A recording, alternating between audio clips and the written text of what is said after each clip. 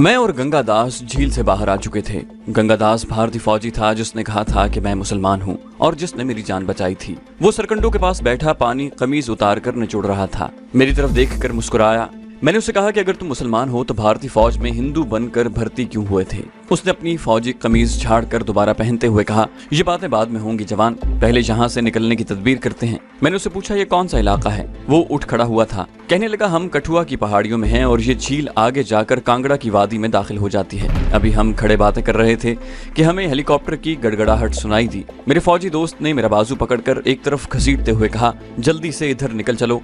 और वो मेरे आगे आगे सरकंडों में दौड़ पड़ा। मैं उसके पीछे दौड़ने लगा। आसमान साफ था, धूप निकली हुई थी और ऊपर हेलीकॉप्टर से हमें देखा जा सकता था। वो बोला, ये डोगरा इन्फेंट्री डिवीजन का हेलीकॉप्टर होगा, वो हमारी तलाश में है। जिस इलाके में हम दौड़े जा रहे थे वहाँ दरख्त भी नहीं थे, सिर्फ झाड़ियाँ ही झाड़ियाँ थी, वो भी छोटी छोटी थी। एक जगह पहुंचकर फौजी दोस्त बैठ गया और उसने मुझे भी बैठने का इशारा किया। हम छोटी छोटी झाड़ियों के बिल्कुल साथ लगकर बैठे थे और हमारी निगाहें ऊपर आसमान पर थीं। बाएं जानिब की पहाड़ियों के ऊपर से एक के बाद एक दो फौजी हेलीकॉप्टर गड़गड़ाते हुए नमूदार हुए और झील के ऊपर चक्कर लगाने लगे। फौजी दोस्त ने कहा, मुझे मालूम था ये लोग हमारी तलाश में जरूर आएंगे, फिक्र न करो, बस यहीं बैठे रहो।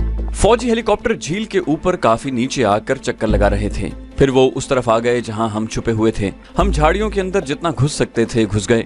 हेलीकॉप्टर काफी नीचे आकर दायरे की शक्ल में चक्कर लगा रहे थे, मगर उन्होंने हमें न देखा। झाड़ियों के अंदर छुपे होने की वजह से हम उन्हें नजर नहीं आ रहे थे। आहिस्ता आहिस्ता हेलीकॉप्टर ऊपर उठते गए और फिर जिधर से आए थे उस तरफ चले गए। जब वो पहाड़ियों की दूसरी तरफ हमारी नजरों से ओझल हो गए तो मेरे मुसलमान फौजी दोस्त ने कहा, उस तरफ इंडिया की 15 माउंटेन डिवीजन की यूनिटों के कैंप हैं। हमें इस इलाके से दूर रहकर नीचे होशियारपुर की तरफ निकलने की कोशिश करनी होगी।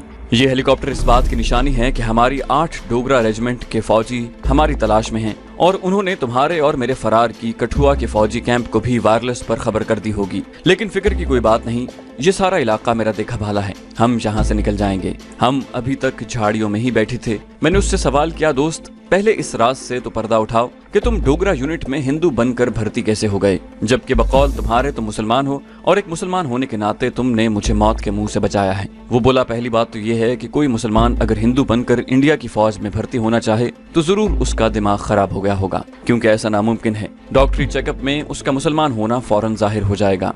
मैंने पूछा, फिर तुम डोगरा यूनिट में हिंदू फौजी गंगादास बनकर कैसे रह गए? वो बोला, मेरा नाम नूरदीन है, मुझे घर में सारे मोहब्बत से नूर कहते हैं। मेरा बाप फसादात के वक्त नौजवान था और रियासत मालीर कोटला के एक कारखाने में फिटर था। जब पाकिस्तान बना तो मशरकी पंजाब के दूसरे शहरों और सिख रियासतों में मुसलमानों का बड़ा कत्लेआम हुआ था, मगर रियासत मालीर कोटला के मुसलमान बचे रहे थे। मेरे बाप की शादी मालीर कोटला में हुई थी। शादी के बाद वो फरीदकोट में रेलवे वर्कशॉप में मुलाजिम हो गया। मैं अपने माँ बाप की शादी के 5 साल बाद पैदा हुआ और बड़ी मन्नतों के बाद इस दुनिया में आया था। मैं अभी स्कूल में ही पढ़ता था कि मेरे माँ बाप मुझे अकेला छोड़कर इस दुनिया से चले गए। आगे की कहानी बड़ी लंबी है, मुख्तसर ये कि मैं जवान हो गया और एक सिख के कारखाने में क्लर्क हो गया। जब भारतीय फौजियों ने कश्मीर में निहत्ते और मजलूम मुसलमानों पर जुल्म सितम की इंतहा कर दी और कश्मीरी हुर्रियत परस्त उनके मुकाबले में निकल आए तो मैं भी कश्मीर के महाज पर पहुंच गया और अपने मुसलमान कश्मीरी भाइयों के शाना बशाना भारतीय फौजियों के खिलाफ लड़ाई में शरीक हो गया। लेकिन कुछ अरसे बाद जब मैंने देखा कि भारतीय फौजी जिन कश्मीरी मुजाहिदीन को पकड़कर टॉर्चर सेंटरों में ले जाते हैं तो वहां से उनकी लाशें भी वापस नहीं आती और उन्हें हलाक कर दिया जाता है, तो मैंने सोचा कि कोई ऐसा तरीका सोचा जाए जिस पर अमल करके मैं अपने कश्मीरी मुजाहिदों की भारतीय फौजी टॉर्चर सेंटरों में मदद कर सकूं और उन्हें वहां से फरार होने में मदद दे सकूं। चुनाचे मैं हिंदू बनकर डोगरा फौज में भर्ती हो गया। मैं किस तरीके से भर्ती हुआ ये मैं तुम्हें नहीं बताऊंगा।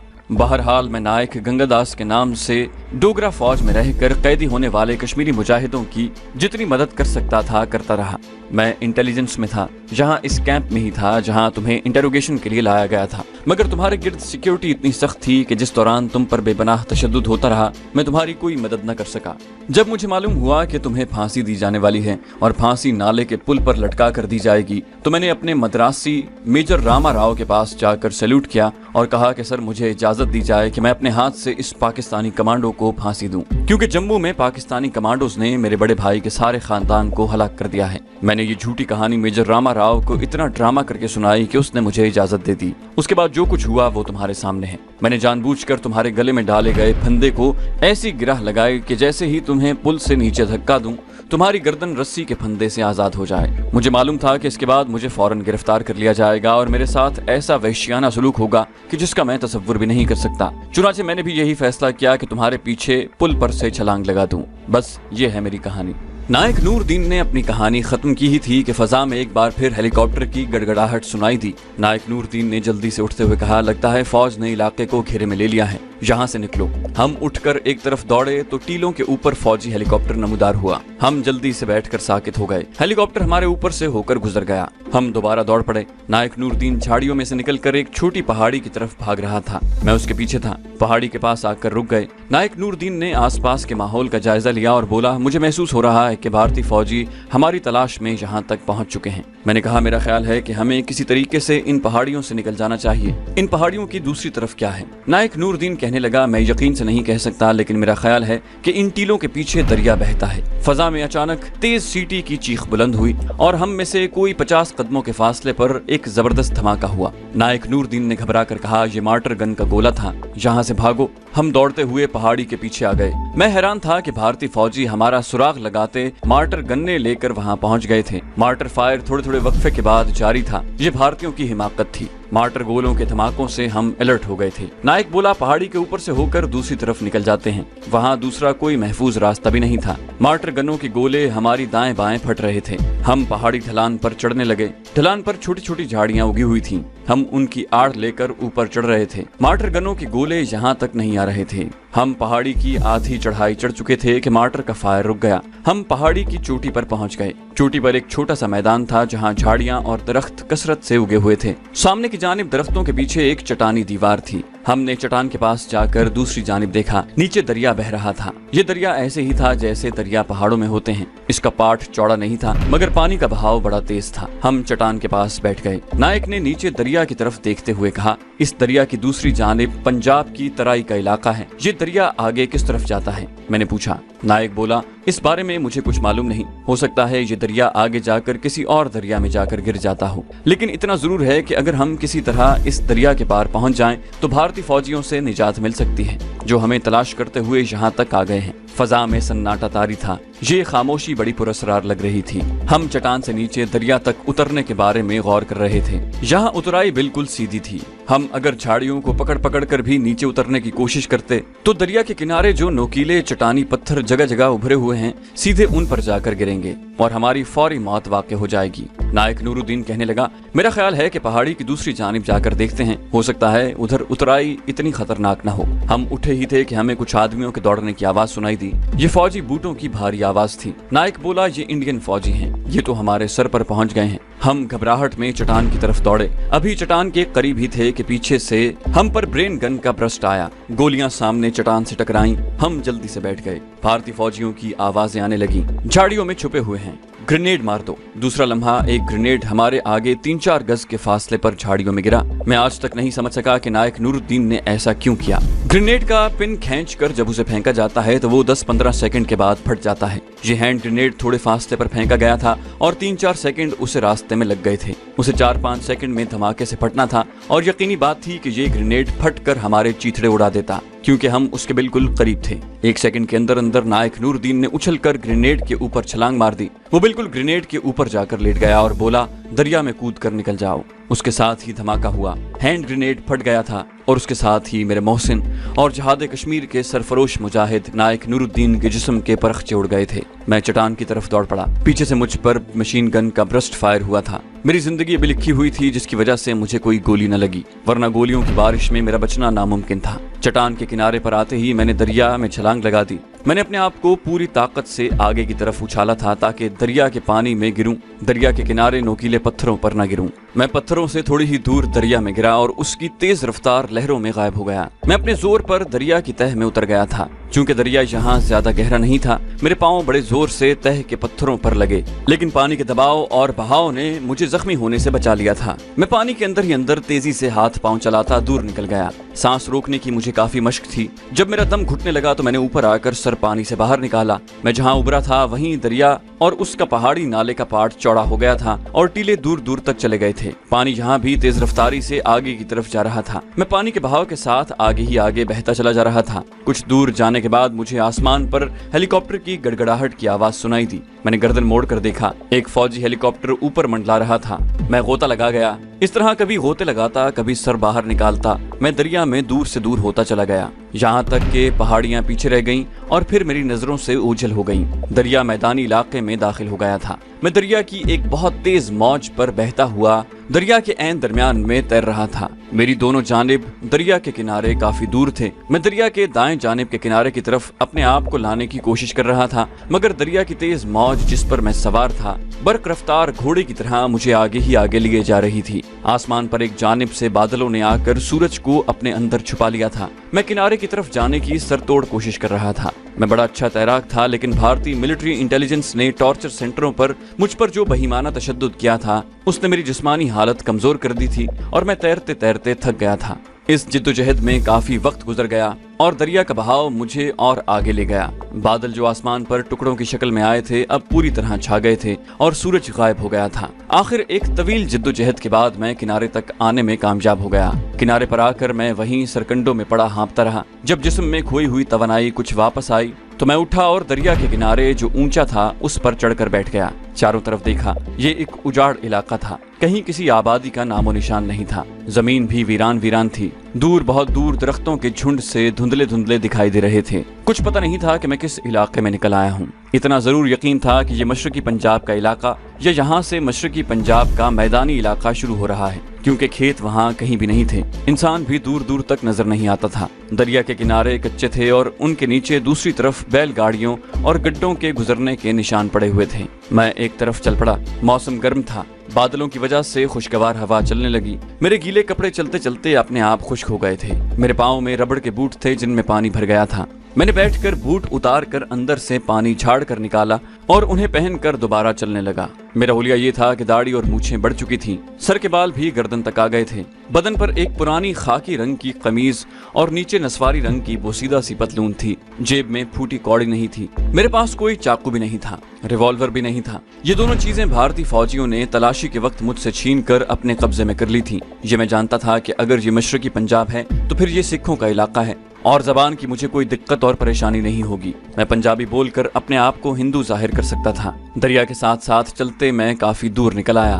दरख्तों के वो झुंड जो दूर से धुंधले नजर आ रहे थे अब साफ नजर आने लगे थे। खेत भी शुरू हो गए थे जिनमें गंदुम की फसल अभी सरसब्ज थी और उसकी कटाई शुरू नहीं हुई थी। गर्मी की वजह से कहीं कहीं फसल पीली हो रही थी। मुझे अपने पीछे ऐसी आवाज आई जैसे 2-3 आदमी दौड़ते चले आ रहे हों। मैंने जल्दी से पलट कर देखा। दरिया के किनारे एक घुड़सवार घोड़ा दौड़ाते चला रहा था। घोड़े की टापों से गर्द उड़ रही थी। मैं एक तरफ हट कर खड़ा हो गया। घुड़सवार करीब आया तो देखा कि ये एक अकाली सिख था जिसने लंबा जर्द चोला पहन रखा था। सर पर मखरूती पगड़ी थी जिसमें फौलादी चक्कर लगे हुए थे। एक हाथ में घोड़े की बाग थी। मेरा ख्याल था कि शायद वो मुझे देखकर रुक जाएगा और मुझसे पूछेगा कि मैं कौन हूँ और कहाँ से आया हूँ और कहाँ जा रहा हूँ, मगर अकाली सिख उसी तरह घोड़ा दौड़ाते मेरे करीब से निकल गया। सिर्फ मेरे करीब से गुजरते हुए उसने मुझ पर एक निगाह डाली। जब अकाली सिख घोड़ा सवार आगे निकल गया तो मैं भी पीछे चल पड़ा। मैं वाकई मशरकी पंजाब में आ गया था और ये दरिया या तो ब्यास था या सतलुज था। कुछ और आगे जाने के बाद सरसब्ज इलाके शुरू हो गए। हर तरफ सरसब्ज खेत थे।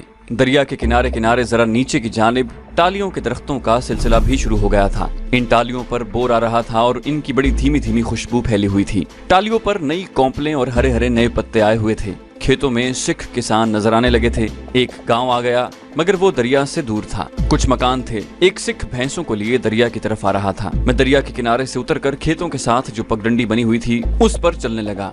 एक देहाती औरत सामने से आ रही थी। उसने सर पर जानवरों के चारे की गठरी उठा रखी थी। मैं पगडंडी से हट गया। वो मेरे करीब से गुजर गई। औरत के कानों में चांदी की बालियां थीं। एक खेत के करीब से गुजरा तो देखा कि वहाँ रहट चल रहा था। बैल की आंखों पर खोपे चढ़े हुए और वो गोल दायरे में आहिस्ता आहिस्ता घूम रहा था। रहट की गद्दी पर एक 13-14 साल का सिख लड़का छड़ी हाथ में लिए बैठा था। वो छड़ी को रहट की लकड़ी पर आहिस्ता आहिस्ता बजाता जा रहा था। रहट का पानी नीचे छोटे से चोपचे में गिर रहा था। चोपचा भरा हुआ था। इसमें से पानी नीचे खेतों की तरफ जाते नाले में गिर रहा था। मैं वहाँ बैठ गया, मुंह हाथ धोया, कुएं का पानी पिया। लड़का रहट की गद्दी पर बैठा मुझे देखता रहा। पानी वगैरह पीकर मैंने उसके पास जाकर पूछा कि रेलवे स्टेशन किस तरफ है। लड़के ने छड़ी से एक तरफ इशारा किया और कहा उधर है। लड़के ने जिस तरफ इशारा किया था मैं उस तरफ चलने लगा। ज्यादा कुरेद कर मैंने इस इलाके के बारे में इसलिए न पूछा कि वो मुझे बिल्कुल ही अजनबी न समझ बैठे। मैंने सोचा कि स्टेशन पर जाकर खुद ब खुद पता चल जाएगा कि मैं मशरकी पंजाब के किस इलाके में हूँ।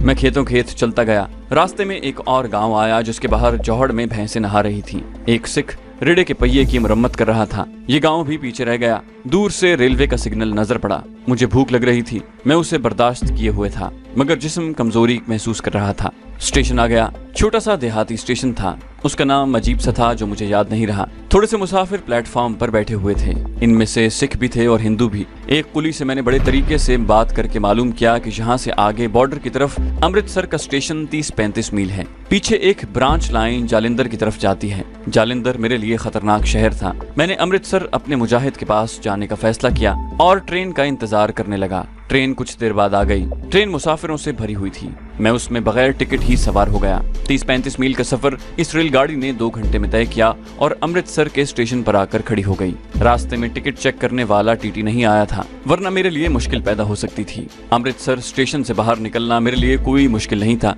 मैं स्टेशन के गेट से निकलने की बजाय रेलवे लाइन के साथ साथ 6 हरसे की तरफ चलने लगा। रीगो ब्रिज से जरा पहले रेलवे यार्ड की दीवार एक जानिब से थोड़ी सी तोड़कर लोगों ने आने जाने का रास्ता बना दिया था। मैं उसमें से बाहर निकल गया। सामने रेलवे क्वार्टरों के पीछे जीटी रोड थी। जीटी रोड के दूसरी जानिब दाइमगंज की आबादी थी। हमारा खुफिया मुजाहिद इसी आबादी में रह रहा था। दोपहर का वक्त हो गया था। अमृतसर में गर्मियों का मौसम शुरू हो चुका था। आसमान पर बादल निकल आए थे और धूप निकल चुकी थी। पहले मैंने सोचा कि सीधा अपने मुजाहिद के घर चला जाऊं। फिर ख्याल आया कि मुमकिन है कि वो घर पर ना हो। चुनाचे मैं उस सिनेमा हाउस की तरफ चल पड़ा जहां अपना मुजाहिद काम करता था। सिनेमा हाउस मैंने देखा हुआ था और मुझे उसका कमरा भी मालूम था जहां वो अपनी चीजें वगैरह रखा करता था। सिनेमा वहां से ज्यादा दूर नहीं था। मैं वहां पहुंचकर उसके पहलू में जो कमरे बने हुए थे उनका सरसरी नजर से जायजा लेते हुए आगे बढ़ा तो देखा कि अपने मुजाहिद के घर पर ताला पड़ा हुआ है। मैं वहां से किसी से उसके बारे में पूछना नहीं चाहता था। वहां से मैं जीटी रोड पर आ गया और खेतों में से होता हुआ दाइमगंज की आबादी में उस गली में आ गया जहां मुजाहिद का मकान था। मकान पर भी ताला था। गली में सिर्फ 2 दुकानें थीं, एक पिंसारी की और दूसरी पान सिगरेट वाले की। इन दुकानों के बाहर चारपाइयों पर 2 सिख और 3-4 हिंदू नौजवान बैठे हुए थे और मेरी तरफ गौर से देख रहे थे। मैं खामोशी से उल्टे पांव गली में वापस हो गया। 2 कदम ही चला हूंगा कि एक मकान के अंदर से 2 आदमी निकलकर मेरे सामने आकर इस तरह खड़े हो गए जैसे मेरा रास्ता रोक रहे हों। दोनों हिंदू थे। एक भारी बदन का था जिसने कुर्ता पजामा पहना हुआ था। दूसरा जवान आदमी था और पतलून कमीज में था। उस पतलून कमीज वाले आदमी ने एक हाथ पतलून की जेब में डाला हुआ था। उसने हाथ के इशारे से मुझे रोककर पूछा कि मैं कहां से आया हूं और कौन हूं। मैं उसके लहजे और दूसरे आदमी के देखने के अंदाज से समझ गया कि ये खुफिया पुलिस के आदमी हैं और मामला गड़बड़ है। मैंने बड़े एतमाद के साथ कहा, मैं खालसा कॉलेज का स्टूडेंट हूँ, हॉस्टल में रहता हूँ, रास्ता भूल कर इधर आ गया था। मुझे ये बताएं कि खालसा कॉलेज के हॉस्टल को यहाँ से कौन सा रास्ता जाता है। भारी बदन वाले आदमी ने मेरे कंधे पर हाथ रख दिया और मेरी आंखों में आंखें डालकर बोला, तुम उससे मिलने आए थे, उसका मकान पर ताला देखकर वापस जा रहे हो। उसने मुजाहिद का हिंदू नाम लिया था जिस नाम से वो वहाँ रह रहा था। मैंने अजनबी बनकर कहा, जिस आदमी का आपने नाम लिया है मैं उसे बिल्कुल नहीं जानता।